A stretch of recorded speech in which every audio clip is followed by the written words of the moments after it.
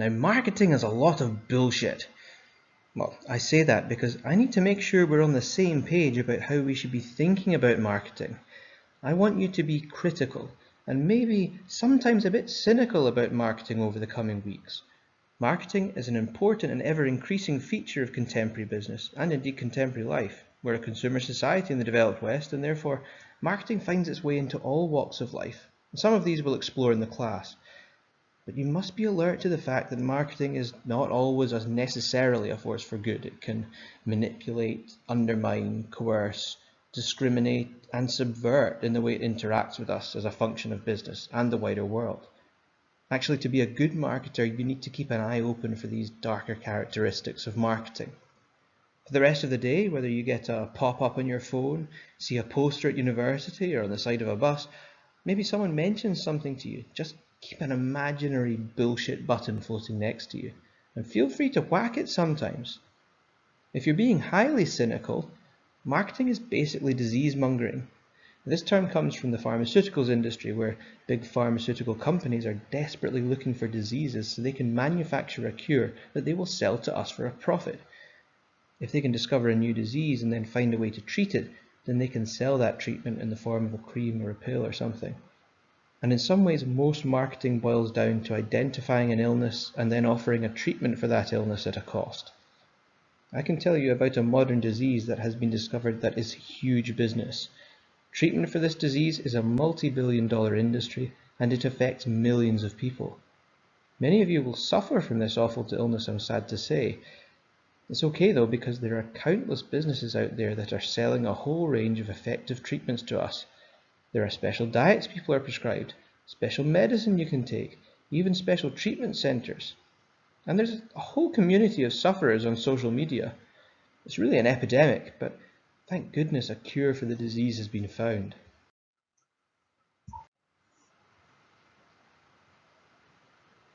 So what's the name of this disease? It's called health and fitness. People are suffering from health and fitness all over the world, and it has actually really badly affected a lot of people here in the UK. Some people really have had their lives ruined by it. They've got to go to treatment centres most days. They call these centres gyms. Some people even have to go for treatment before they go to work. They have to take medicine throughout the day. But the good thing is that the people who are suffering from this really badly, and by the way, this disease drains you. It drains your energy, it drains your money. People spend hundreds of pounds a month on their treatment. The good thing is that these treatment centres, the gyms, offer all kinds of solutions. There are group therapy sessions, which is really good for sufferers' morale. This here is an example of a particular kind of group therapy session. And here you can see some of the awful physical symptoms where you get these horrible swollen growths in your body, these sort of big tumor things. I mean, that's someone who's really unwell. It's a real shame. Now, I don't know how long this guy's got left, but he is suffering really badly from health and fitness.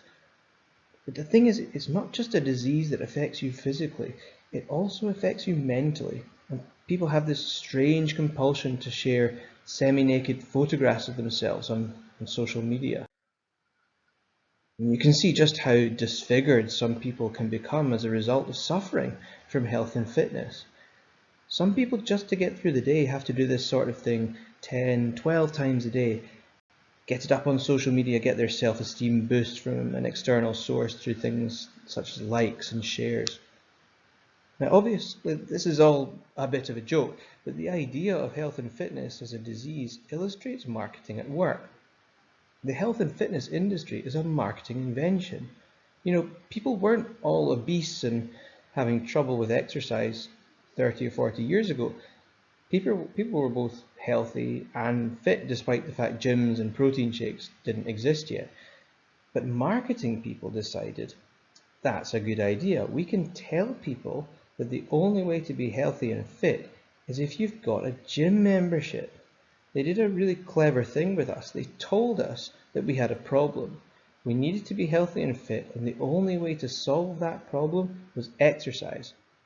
And they told us that this amazing new thing called exercise is something you do in a place called a gym. And Oh, by the way, you have to pay a membership fee to access the gym.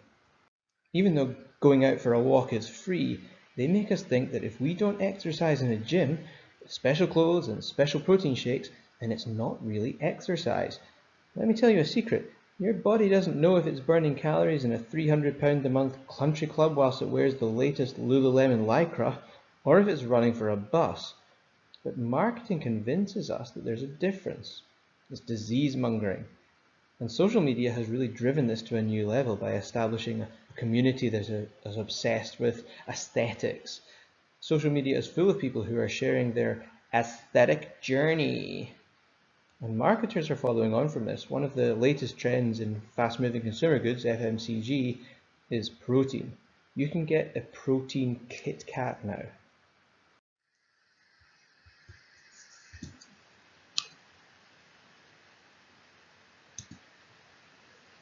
Now this class builds on the material of the first semester marketing class, Fundamentals of Marketing. Not all of you will have done that course, but Wednesday's class covers some of the basics that course covered and draws some attention to particular features of the fundamentals of marketing that will be useful in this class.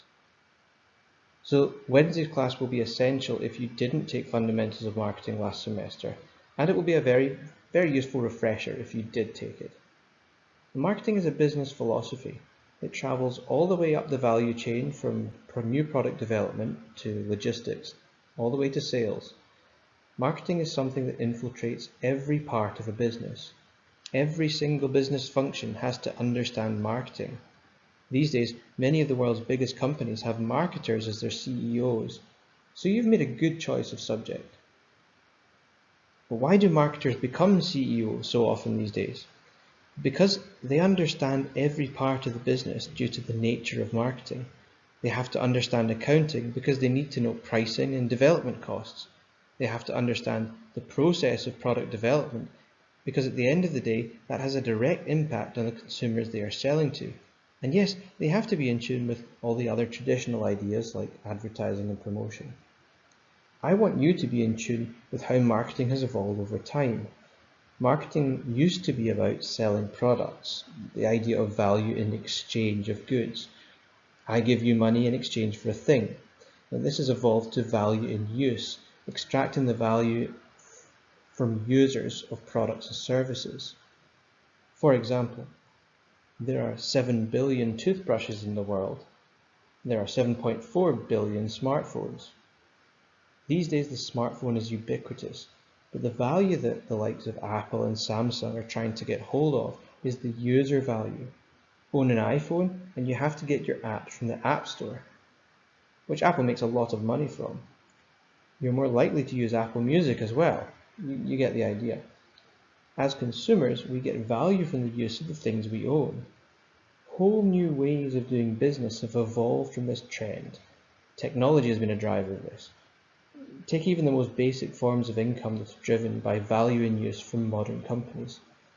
If you want to develop an app for the Apple App Store, you have to pay a £70 annual subscription. Now there are 3.5 billion apps on the Apple App Store.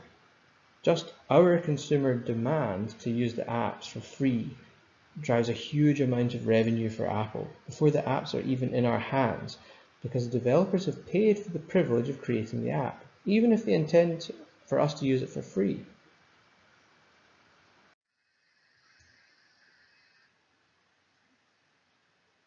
Now, many of you will be majoring in psychology at university. Marketing in many ways is applied psychology. So if, for example, you're studying psychology, feel free to draw the links between what you have studied in your psychology classes and bring that learning into your assignment, your exam answers, and even your contributions to class. Marketing is an area that applies sociology, psychology, and anthropology, and often what we're doing in marketing is taking these subjects in context and understanding how they interact with each other. Ultimately, marketing often boils down to people. Over 3/4 of jobs in the developed world are in services. Most marketing jobs are effectively services jobs, and if you go on to work in marketing, you are very likely, if not guaranteed, to have to deal with the nature of services marketing. So we will cover this area in some detail. Here's what we're going to look at in this class. In the class handbook, you will see how the class has different themes, and these different themes are covered by different parts of the class textbook. Each lecture will correspond to one of the themes. Not-for-profit organisations is a massive area for employment and marketing, and it is far more complex to develop and deliver an effective marketing offering in the not-for-profit space than it is in the for-profit context, quite simply because you have more challenges to worry about, and your success is not only measured in the bottom line or in the market share, but there are a whole host of other areas not-for-profit marketers need to pay attention to. We will be covering some of this. Customer relationship marketing. How businesses try to develop relationships with you so they can keep hold of your custom and essentially get more money out of you at a relatively lower cost than finding a new customer is what this subject is all about. We will look at the strategic importance of developing valuable relationships with customers. Now, with digital marketing, there is always a bit of a debate as to whether digital marketing actually is an area on its own, or whether contemporary marketing is just inherently digital.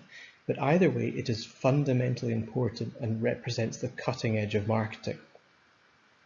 I previously ran my own technology company, so I can tell you firsthand some of the marketing challenges of working in the digital world. And we'll explore things from the way the internet and technology businesses function to how to create effective digital marketing content. The chances are, if you are going into a marketing job, a large part, if not all of that job will be digital.